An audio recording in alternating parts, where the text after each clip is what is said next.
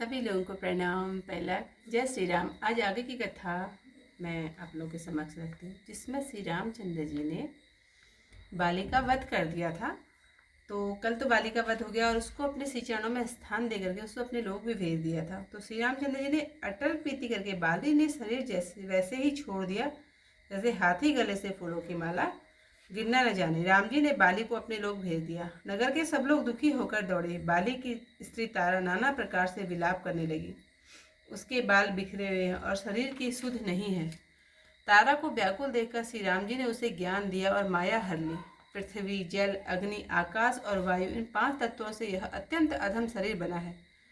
वह शरीर तुम्हारे आगे सो रहा है और जीव नित्य व अविनाशी है। फिर तुम किसके लिए रोती हो? जब तारा के हृदय में ज्ञान उत्पन्न हुआ तब वह चरणों में लगी और उसके परम भक्ति का वर मांग लिया।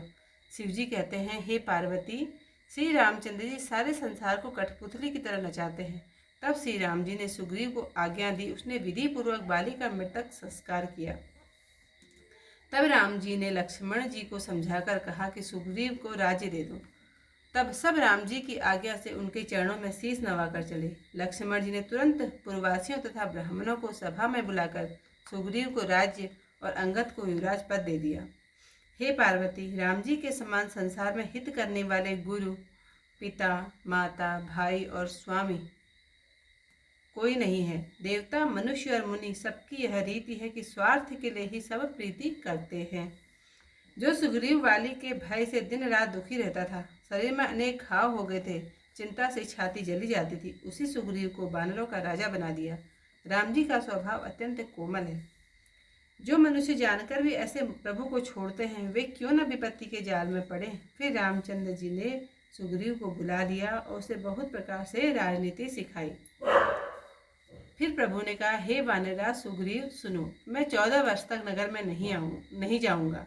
ग्रीष्म ऋतु बीत कर वर्षा ऋतु आ गई है। मैं निकट ही इस पर्वत पर वास करूंगा।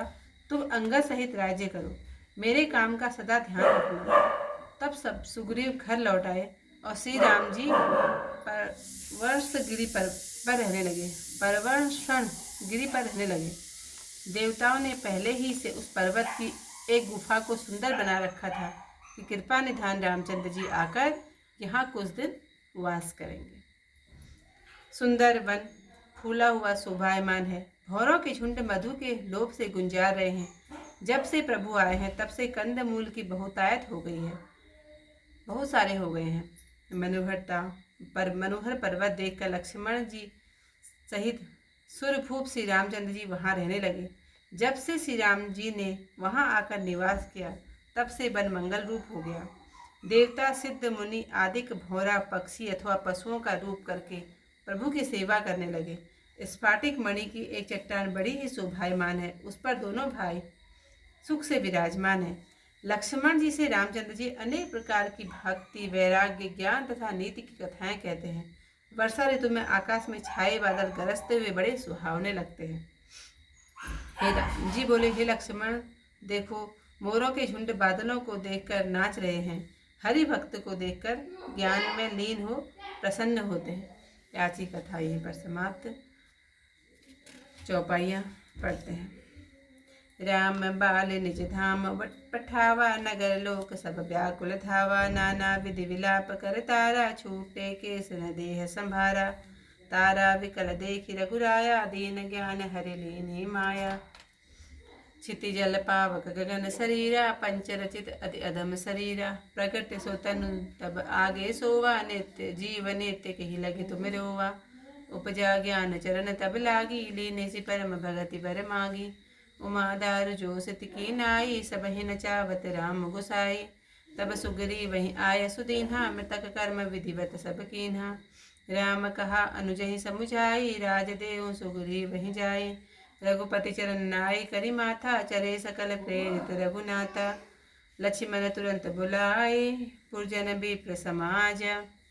राजुदीन सुग्रीव कहाँ, अंगद कह जुवराज।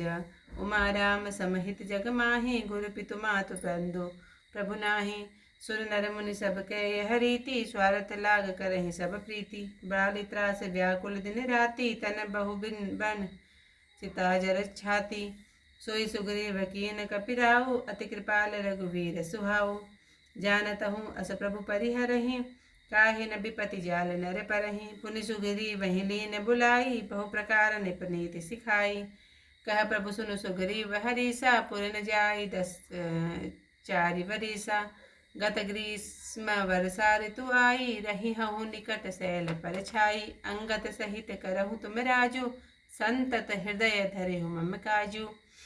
जब सुग्रीव भवन फिर आए, राम प्रवर रसन गिरि पर छाए।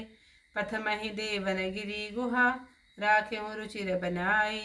राम कृपा निधि कछु दिना, वास करहि के आए। सुंदर वन कुसुमित अति शोभा, गुंजत मधुप निकट मधुलोभा। कंद मूल फल पत्र सुहाए, भये बहुत जब ते प्रभु आए।